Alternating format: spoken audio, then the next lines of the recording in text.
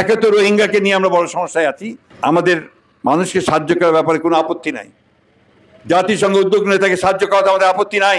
আমরা আরেকটা গাজায় পরিণত হতে চাই না, আমরা আরেকটা যুদ্ধের মধ্যে জড়াতে চাই না। তো আজকে একটা খবর দেখে আমি একটু চিন্তিত হলাম।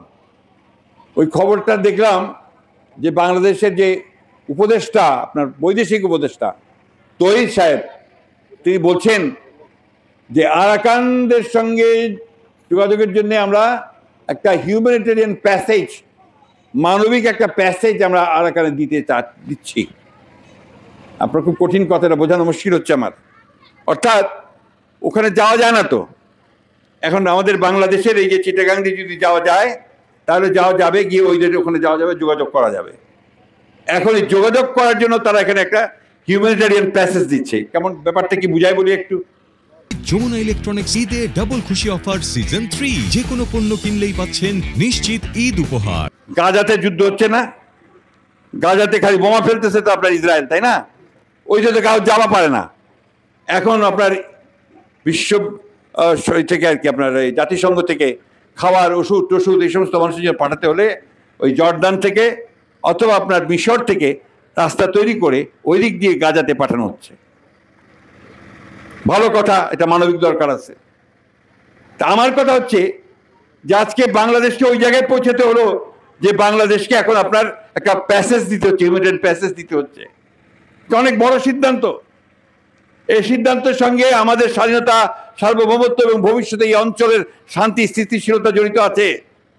সরকারের উচিত ছিল, দায়িত্ব ছিল এই বিষয়টা নিয়ে সমস্ত রাজনৈতিক দলগুলোর সঙ্গে কথা বলা। এটা কথা না বলে তারা এককভাবে সিদ্ধান্ত নিয়ে আজকে এই হিউম্যানিটেরিয়ান প্যাসেজ বলে তারা জায়গা দিচ্ছে। আমাদের মানুষকে সাহায্য করার ব্যাপারে কোনো আপত্তি নাই, জাতিসংঘ উদ্যোগ নিয়ে তাকে সাহায্য করাতে আমাদের আপত্তি নাই, কিন্তু এটা হতে হবে সমস্ত মানুষের সমর্থনে।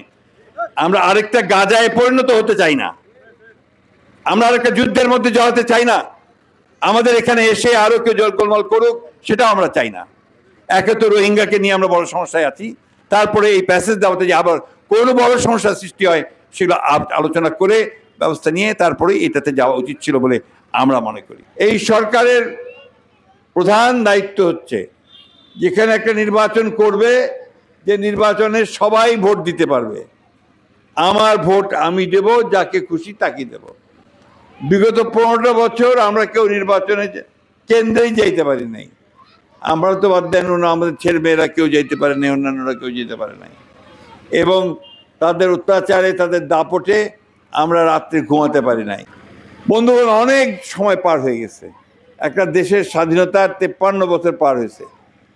53 বছরেও আমরা এখন পর্যন্ত কিন্তু একটা শান্তিপূর্ণভাবে ভোট দিয়ে যে সরকারটা পরিবর্তন করব সেই ব্যবস্থা করতে পারি নাই। এই মব জাস্টিস যেটা অনেকটা ওই রকম, খালি মানুষকে খাপাই দিল, একটা লোককে খাপাই দিল, লোককে মারো, সবাই মিলে মারতে থেকে মেরেই ফেলে। এটা তো একটা জঙ্গলের আইন, এটা কিন্তু সভ্য আইন হতে পারে? এটা আজকে বাংলাদেশে করে ফেলছে। এই ব্যবস্থাটা থেকে আমরা মুক্তি চাচ্ছি, আমরা আইনের শাসন চাচ্ছি।